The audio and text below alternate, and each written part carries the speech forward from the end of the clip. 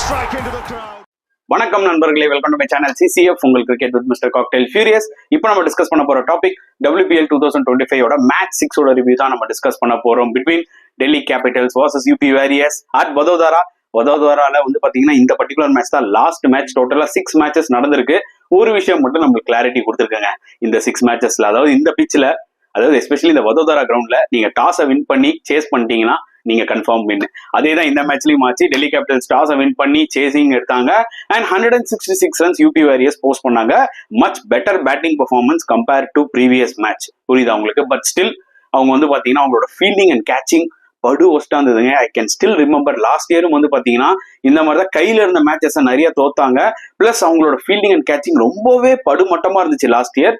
இந்த மேட்ச்ல வந்து பாத்தீங்கன்னா அதுக்கே சேலஞ்ச் கொடுக்குற அளவுக்கு வந்து பாத்தீங்கன்னா க்ரூஷுவல் டைம்ல கேச்சஸ் விட்டாங்க, மிஸ்ஃபீல் பண்றாங்க, அலட்சியமா பண்றாங்க. இந்த ஒரு பர்டிகுலர் டீம்ல இந்தியன் பிளேயர்ஸ் தான் ஃபீல்டிங் சரியில்லை, ஃபாரின் பிளேயர்ஸ் நல்லா இருக்கு அப்படிலாம் நம்ம சொல்ல முடியாது.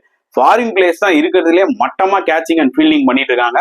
அதுவும் ஒரு சில எக்ஸ்பீரியன்ஸ் ஆஸ்திரேலியன் பிளேயர்ஸ் அதை பண்றது எனக்கு பாத்தீங்கன்னா ஷாக்கிங்கா இருக்கு பாக்கிறதுக்கு.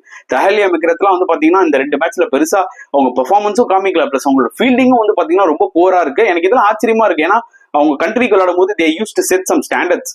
அப்படின்னும் போது இந்த மாதிரி ஒரு இம்பார்ட்டன்ட் லீக்ல ஏன் அவங்க வந்து அவங்களோட ஒரு முழு திறமையை காமிக்க மாட்டேங்கிறாங்க? எஸ்பெஷலி நீங்க பேட்டிங் போலிங்ல ஃபெயிலியர் ஆகிறது பிரச்சனை இல்லைங்க. ஆனா கையில வர கேட்ச விடுறதும் சரி, இந்த மாதிரி ஃபீல்டிங்ல வந்து கோல் விடுறதும் சரி, இதெல்லாம் வந்து பாத்தீங்கன்னா எவ்வளவுதான் நடந்துகிட்டே இருக்கும். இம்ப்ரூவ்மெண்ட்னு ஒண்ணு இருக்கணும்ல. அதாவது எஸ்பெஷலி இந்த யூபி வாரியர்ஸ் டீம் கிட்ட வந்து பாத்தீங்கன்னா ஒரு பெருசா இம்ப்ரூவ்மெண்ட்டும் பார்க்க முடியல. ஒரே ஸ்ட்ராட்டஜி, ஒரே ப்ராப்ளம், இது பெர்சிஸ்ட் ஆயிட்டே இருக்கு. என்னதான் கோச்சிங் ஸ்டாஃபை வச்சு பண்றாங்கன்னு தெரியல. பட் ஆனா ப்ராப்ளம் வந்து பாத்தீங்கன்னா வெரி சிமிலரா தான் இருக்கு இந்த வருஷமும். ஸோ 166ல வந்து பாத்தீங்கன்னா ஓப்பனிங்ல கிரண் நாவுகரே ஒரு ஃபென்டாஸ்டிக்கான 51 அடிச்சாங்க. லாஸ்ட் மேட்சே பாத்தீங்கன்னா குஜராத் ஜெயின்ஸோட ஒரு நல்ல ஸ்டார்ட் கொடுத்துருப்பாங்க. பட் அன்பார்ச்சுனேட்லி LBW ஆயிட்டாங்க டாட் இன் பால்ல. பட் இந்த மேட்ச்ல ஆப்பர்ச்சுனிட்டி யூஸ் பண்ணி பவர் பிளேவை பயங்கரமா யூஸ் பண்ணாங்க. 27 balls 51. இன்னொரு ரெண்டுல Vrinda Dinesh at least run ball கேமாவது விளாண்டாங்க. பட் தேவர் அண்டர் ட்ரபிள்ங்க. ஏன்னா தீப்தி சர்மாவும் எர்லியர் அவுட் ஆயிட்டாங்க, தஹாலியா மெக்ரத்தும் எர்லியர் அவுட் ஆயிட்டாங்க. அந்த டைம்ல தான் வந்து பாத்தீங்கன்னா ஷெராவட்டும் சரி, கிரேஸ் ஹாரிஸும் ஒரு 38 ரன்ஸ் பார்ட்னர்ஷிப் போட்டாங்க. அப்புறம் கிரேஸ் ஹாரிஸ் அவுட் ஆயிட்டாங்க. அண்ட் அந்த டைம்ல தான் ஷெனல் ஹென்ரி இந்த மேட்ச்ல ஸ்பெசிஃபிக்கா கொண்டு வந்தாங்க. வெஸ்ட் இண்டீஸ் ஆல்ரவுண்டர், நல்ல ஒரு ஹிட்டிங் எபிலிட்டி இருக்கு. நம்ம இந்தியா சீரீஸ்லேயே பார்த்தோம், சில நாக்லாம் விளையாடி இருப்பாங்க.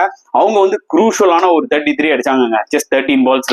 ஸோ அவங்க WPL டெபியூட் வந்து பாத்தீங்கன்னா நல்ல ஒரு ஸ்டார்ட்னு சொல்லலாம் பேட்டிங் வைஸ்.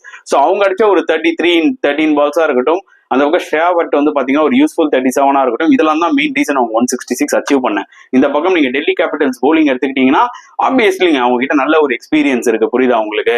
அந்த ஆனபல் சதர்லாண்டா எடுத்துக்கோங்க, இந்த பக்கம் ஜஸ்ட் ஜோனன்சன், அவங்கலாம் சூப்பரா போட்டாங்க. அட் த சேம் டைம் ஸ்பின்னர்ஸும் வந்து பாத்தீங்கன்னா டீசெண்டா போட்டாங்க. வெறும் ஷிகாப் பாண்டே மட்டும் தான் வந்து பாத்தீங்கன்னா had a very bad day நான் சொல்லுவேன். மற்றபடி எல்லாருமே சூப்பரா போட்டாங்க. அண்ட் மினிமினி வந்து பாத்தீங்கன்னா அவங்களோட போலிங் எனக்கு ரொம்ப பிடிச்சிருந்தது. சூப்பரா போட்டாங்க. அவங்களோட ஆஃப் ஸ்பின்னர்ஸ் வாஸ் ஃபென்டாஸ்டிக். நல்லா பாத்துக்கோங்க. அவங்களோட சீனியர் தீப்தி சர்மா அவங்களை வந்து ஸ்டெம்பிங் ஆக்கிட்டாங்க. அந்த அளவுக்கு பியூட்டிஃபுல்லா அப்படி ஃபிளைட் பண்ணி போட்டாங்க.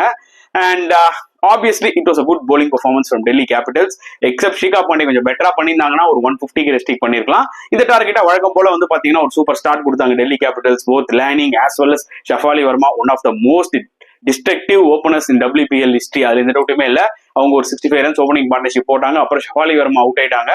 அண்ட் ஒரு பக்கம் பிரிங்க் லேனிங் ஃபர்ஸ்ட் 2 மேட்ச்ல பெரிய ஸ்கோர் அடிக்கல. பட் இந்த மேட்ச்ல நின்று சூப்பரா ஆடிட்டாங்க. அவங்க வந்து பாத்தீங்கன்னா ஒரு 69 of 49 balls fantastic innings. Especially Meg லேனிங்கோட அந்த ஆஃப் சைட் ஷாட்ஸ் எல்லாம் பார்க்கும்போது இல்ல சான்ஸே கிடையாதுங்க. அதுதான் அவங்களோட ஃபேவரட் ஷாட்ஸ். புரியுதா உங்களுக்கு? எஸ்பெஷலி அந்த கட் ஷாட் ஆடுவாங்க, அதுக்கப்புறம் லேட்டா ஸ்கொயர் டிரைவ் ஆடுவாங்க. நீங்க எவ்வளவு வேணா ஃபீல்டர்ஸ் செட் பண்ணுங்களேன், பட் ஸ்டில் அந்த கேப்பை ஃபைண்ட் பண்ணுவாங்க. அதுதான் அவங்க கிட்ட இருக்கிற மிகப்பெரிய ஸ்பெஷாலிட்டியே.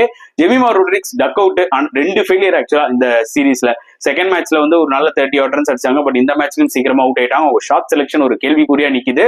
பட் ஒரு பக்கம் ஆனபல் சதர்லாண்டா இருக்கட்டும், எக்ஸ்பீரியன்ஸ் மரியான் கேப்பா இருக்கட்டும், 2 பேருமே வந்து பாத்தீங்கன்னா அவங்களோட இன்டர்நேஷனல் எக்ஸ்பீரியன்ஸை காமிச்சு கிட்டத்தட்ட ஒரு 45-46 ரன்ஸ் பார்ட்னர்ஷிப் கடைசி வரைக்கும் ஸ்டே பண்ணி இந்த கேமை முடிச்சு கொடுத்தாங்கன்னு தான் சொல்ல முடியும். ஸோ கேப் வந்து பாத்தீங்கன்னா ஒரு நல்ல கேமியோ 29 runs of 17 balls. ஒரு பக்கம் சதர்லாண்ட் ரெஸ்பான்சிபிலிட்டி எடுத்து ஒரு 41 அடிச்சாங்க.